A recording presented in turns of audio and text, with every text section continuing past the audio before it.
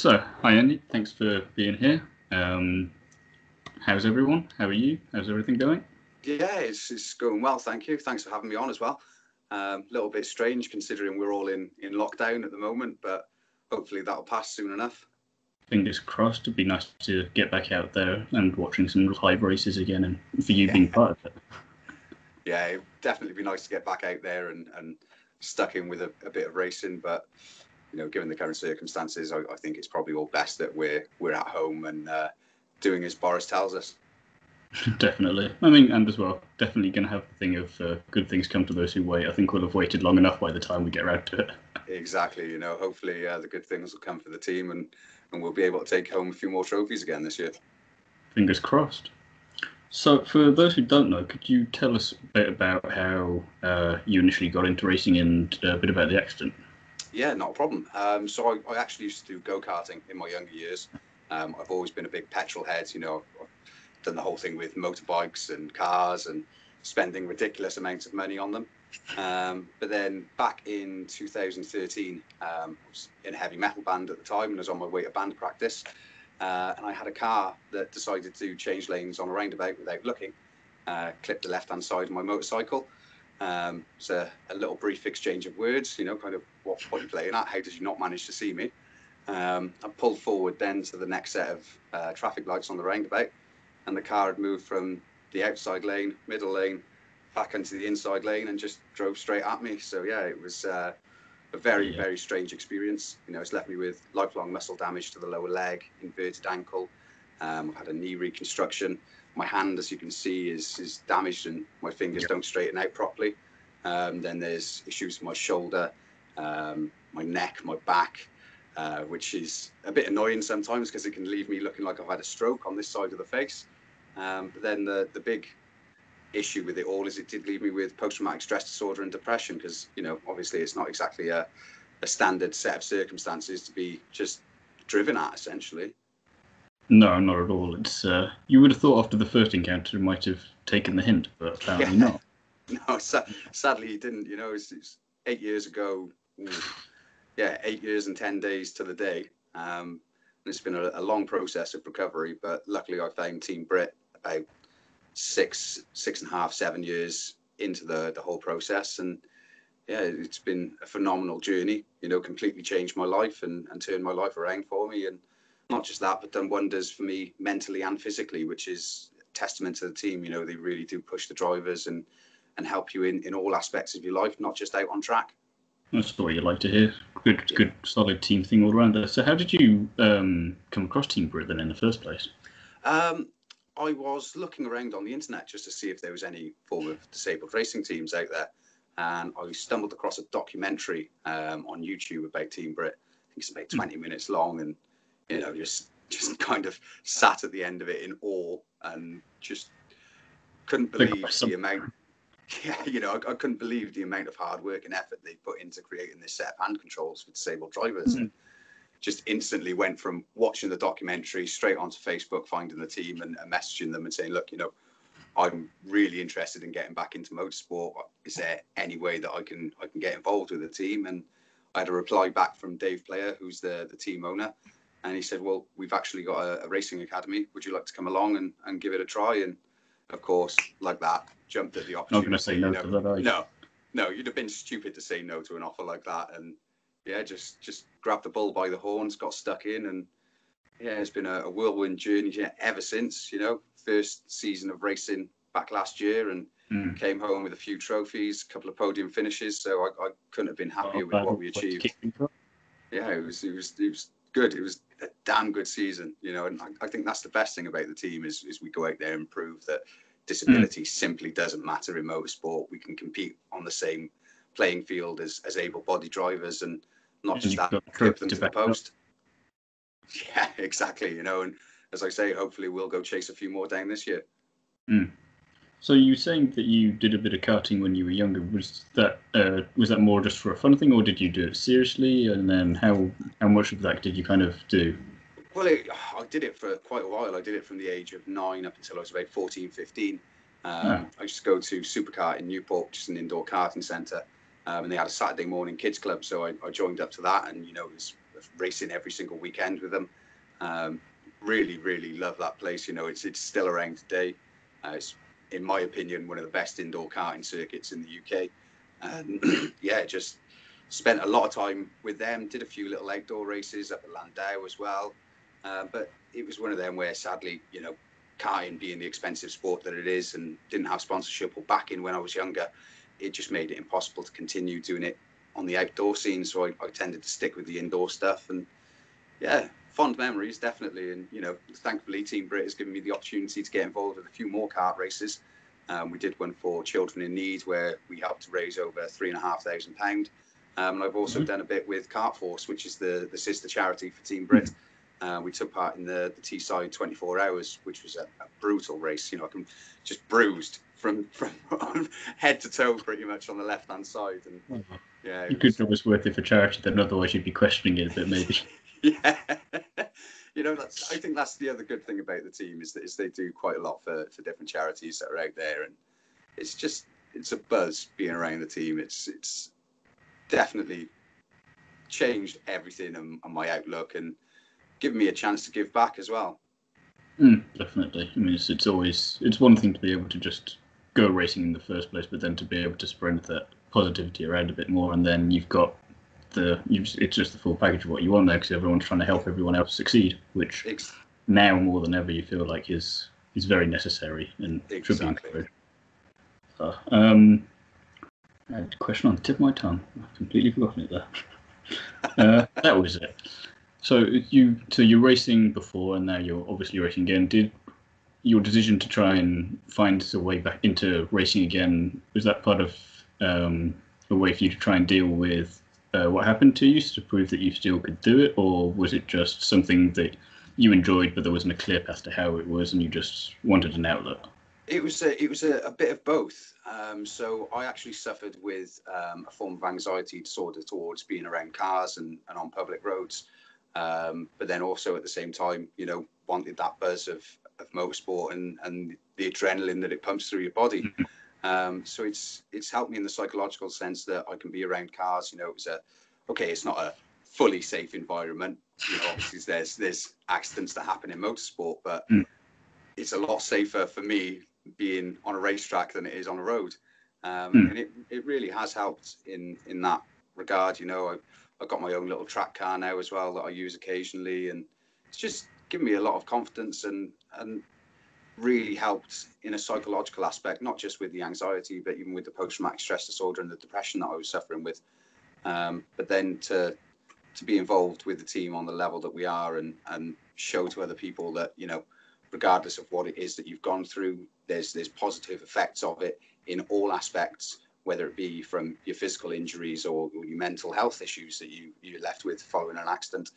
It's brilliant, you know, completely game changer.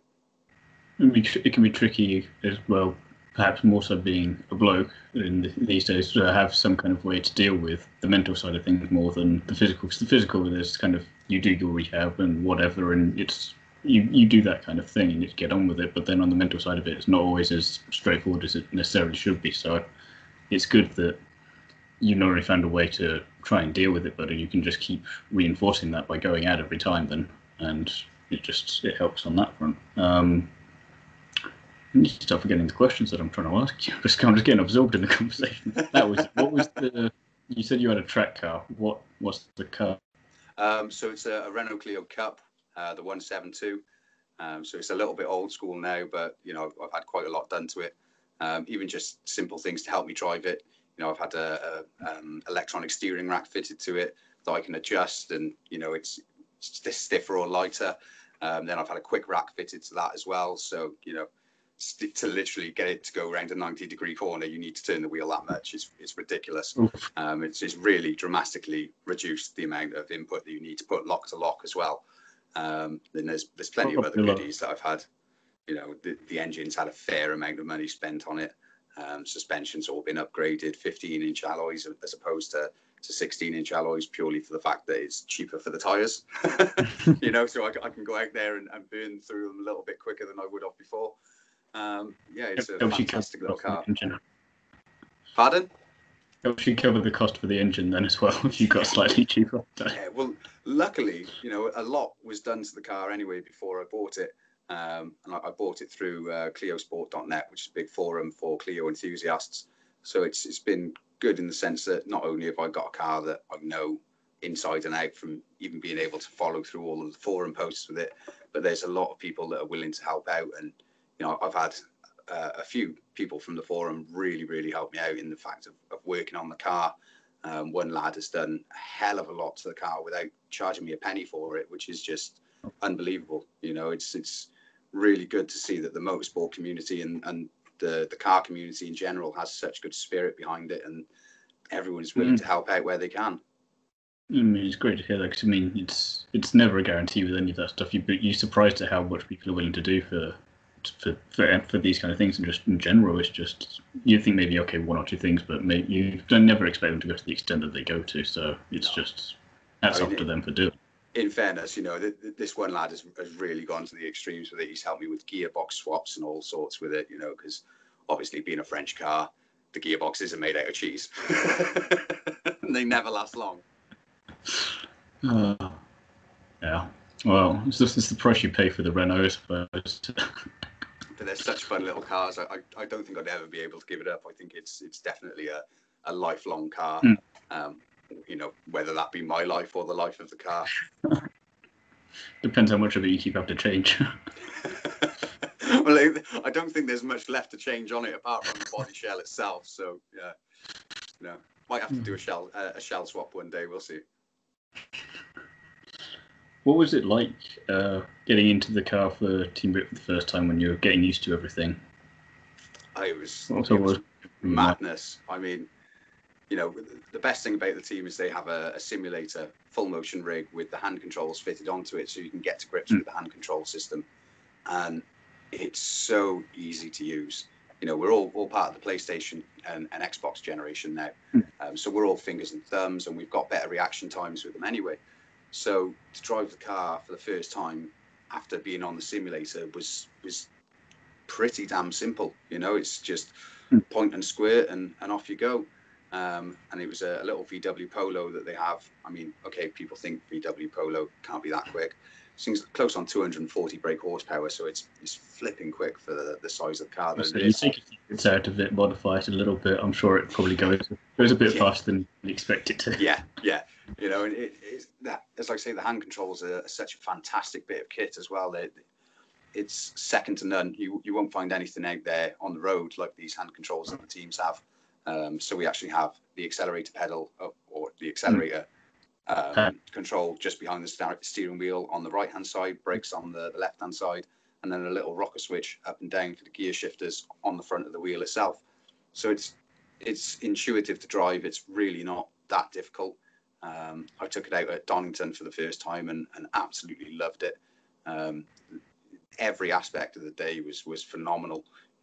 Even from just turning up and seeing how well the team worked together, and meeting Bobby Trundley, who was one of the drivers for the team at the time and still drives now. We've become really good friends, and yeah, it's just fantastic atmosphere to be around, fantastic technology that they're using, and a fantastic team at the end of the day. It sounds like you came along at just the right time, and it's everything just kind of come together very nicely there. It's not a bad word. Pretty much.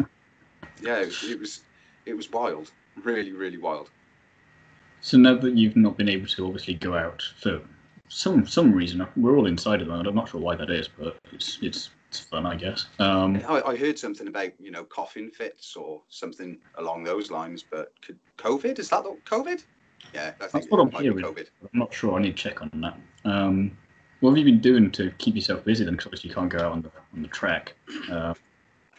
So there's sim racing, I think, is there, or have you been doing that? So I've been taking part in a lot of sim racing with Team BRIT's little sister team, Team BRIT, where I'm one of the driver coaches for them and their race engineer and crew chief, and I seem to have taken on many roles with them, but it's been brilliant, Jack of all trades. Yeah, pretty much, but a master of a few, not luckily just a jack of all trades with it. We've competed in some big events like the GTR 24 Hour of Le Mans, and we've done Indianapolis recently. We've got Silverstone coming up, a 12-hour endurance race. But then at the same time, we've run our own little series as well. So we started off on Assetto Corsa Competizione back when lockdown started. And we've moved on since to R Factor 2, where we've run 2 GT Challenge series. And we're on the second one of those at the moment. And we've actually got Jensen Button driving with us as well, which is a little bit surreal, you know. So it gives our drivers a bit of a challenge and someone to try and chase down. But yeah, it's fantastic atmosphere, you know, real good bunch of lads. We've got drivers that are on the autistic spectrum. Some have Asperger's syndrome, some have physical disabilities. And it's just testament again to Team BRIT really of how not only in the real racing world do they push people to try and excel, you know, it's also taking part in people's homes and just transfers across so beautifully. I can't commend them enough for the hard work that they put in with everyone. You know, it's again, it's that equality aspect. You just treat everyone like you would treat them anyway, and because why wouldn't you? And it just works because strangely it works.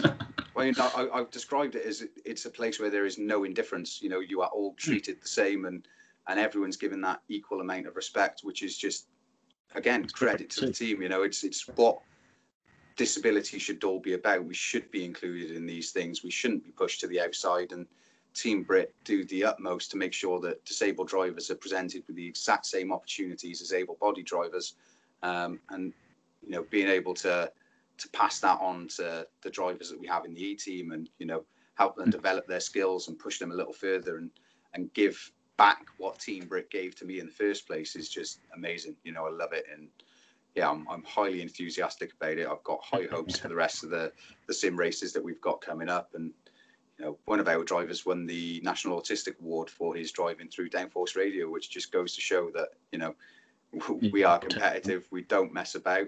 We've had podium finishes recently. We took part in the 24 Hours of Daytona on the weekend.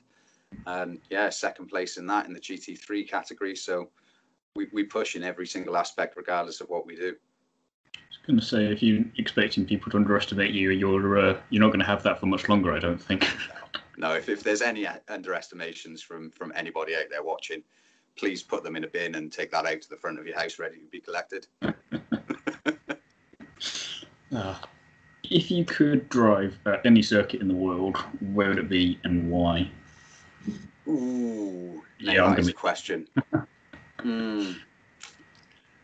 I always hate the question, so I always enjoy asking it.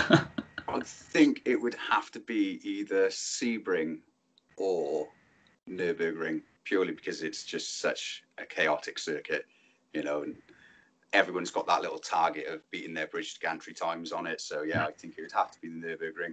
The Nordschleife, it's just phenomenal circuit. Just do 2 more laps of it, not everyone else not knowing how long it is. Well, that's the thing, you know, it's such a long circuit. I mean, you've got so many twists and turns and so many good straights on there that, you know, for me, I'd see it as a personal challenge. But then at the same time, one of the goals and aspirations for the team is we want to be the first all-disabled team to race and compete at Le Mans. So you've thrown me one hell of a tricky question there. I'm kind of sat here thinking, Sebring, Nordschleife, Nürburgring, or Le Mans. Which one do I think I'm stuck for choice? There's no simple answer. So maybe for a race to say Le Mans, and then for a lap, if you've got the Nordschleife for them, because that's a bloody long lap. Is there any way that we can kind of combine all 3 circuits and just build a new circuit somewhere that takes elements of every single one? Is that possible? I mean, someone probably has the stupid amount of money to do that, so why not? Yeah, if someone's out there with that amount of money, make it happen, you know, that would be crazy. But when you need him. I'm sure Elon Musk could come up with it, you know, that guy's got plenty of cash. Yeah. Oh, I think he's definitely got a couple of quid to spare at the moment, I'd say. What was it? Dream car. I don't know, I'm going to ask you a tricky question. Oof. At the moment, I've got a real... Maybe if you have a dream car, but then have a dream everyday car, maybe that helps. Okay, that does help it. So the everyday car, I'd have to go with the Lotus Exige, the Cup 430, purely because they just sound ridiculous, and you know, out of the box, they're such a brilliant car anyway. So with a few little tweaks, Because let's face it, if we've got a daily driver, we're doing a few tweaks on it. Oh yes, you're not going for a sensible option. You're going to have a little bit. No, so we'll have carbon fibre everything on it. The lightest wheels possible. Brake upgrades all around. Suspension components will be changed. Probably head to Comatech for a little tweak on the engine as well. But dream car overall. See, there's so many. Is this a road car or track car? That's up to you.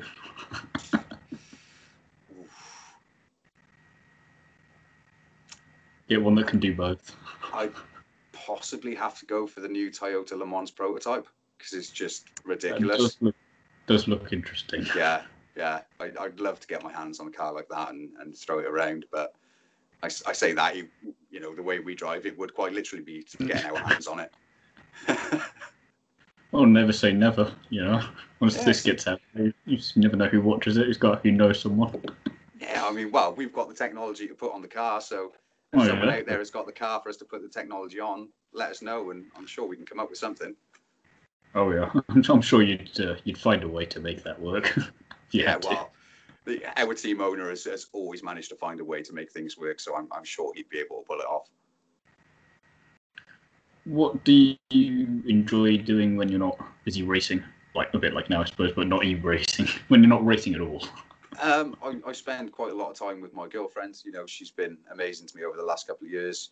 We'll head out with the dogs.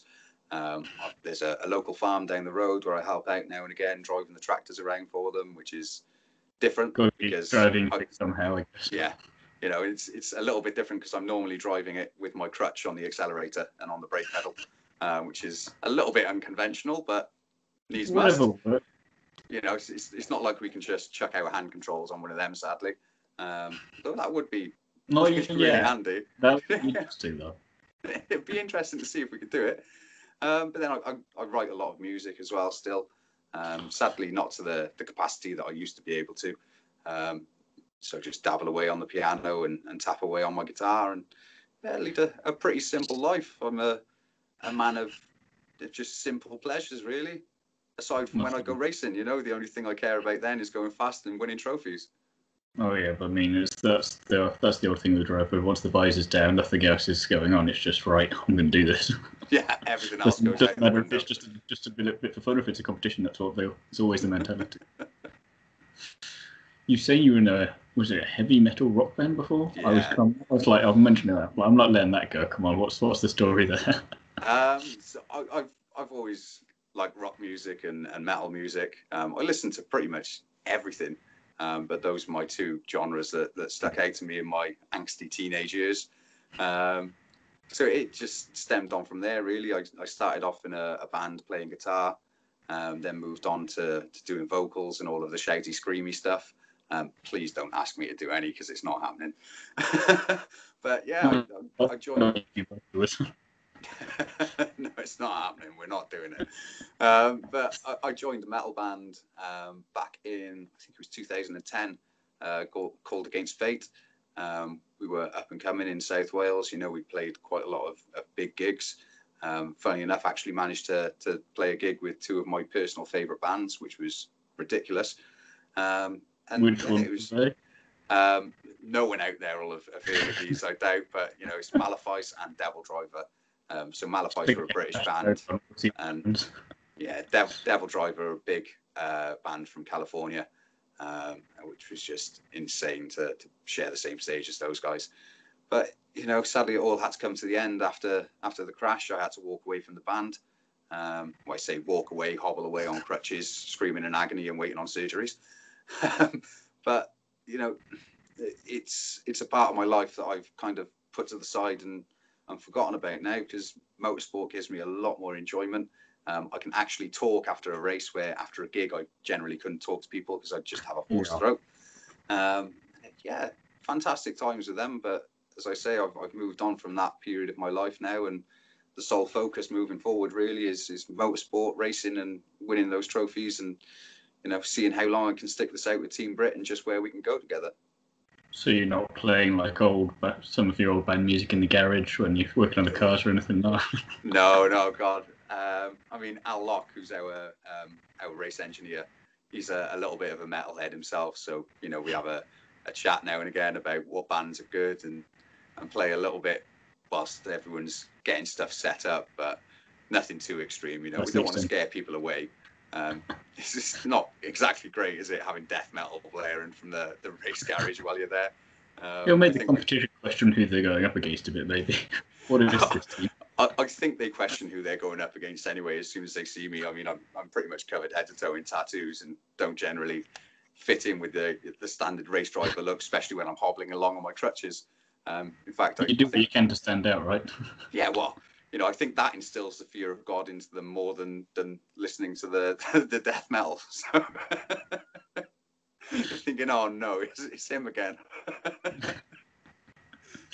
And finally, what advice would you give to people who are like in a similar kind of position to you, or what in a similar position to how you were beforehand, who weren't sure about what was going to happen next? Because again, it's one of those things where you had no idea you were going to end up going to be racing for this awesome team. So what would you? Best bit of advice that I can give, which is one of the team's mottos, is believe and achieve. You know, go out there and chase your dreams. Don't let anything hold you back. At the end of the day, you know, being disabled isn't the be all and end all of everything. There's opportunities out there for us. And if you're unsure of what those opportunities are, search for them. You know, we've got modern technology, the internet. There's so many different resources out there that people can use to help aid them in whatever their passion is and what drives them.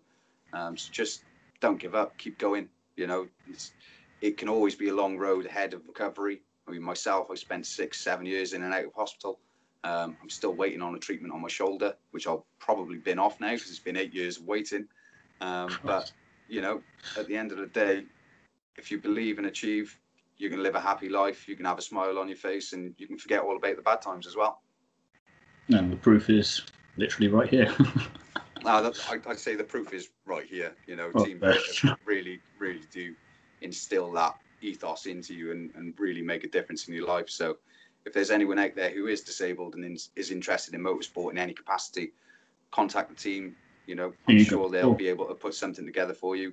I hope that we'll be able to get our academy back up and running this year, COVID dependent. But, you know, the opportunities do exist for people out there who are into motorsport and are disabled.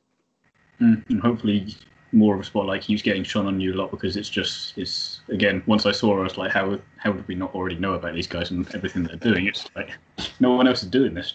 Like it's just appreciate. Look at this awesome. Well, that's the brilliant thing about Team BRIT. You know, they've put something together which a lot of people really didn't think was possible. The technology that they're using is absolutely mind blowing, and they just they exemplify everything good in the world of motorsport. I think, you know, it's all credit to everyone that's involved with the team. We've got a fantastic crew.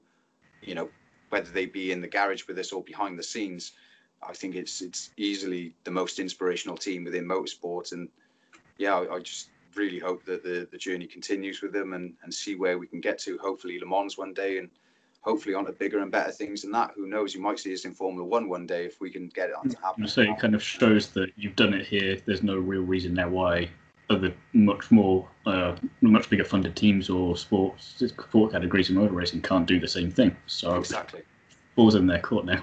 Exactly, you know, and if you're leaving the ball in our court, be careful, because we will take advantage of that. Oh yeah, I was going to say there'll be some very fast balls coming our way.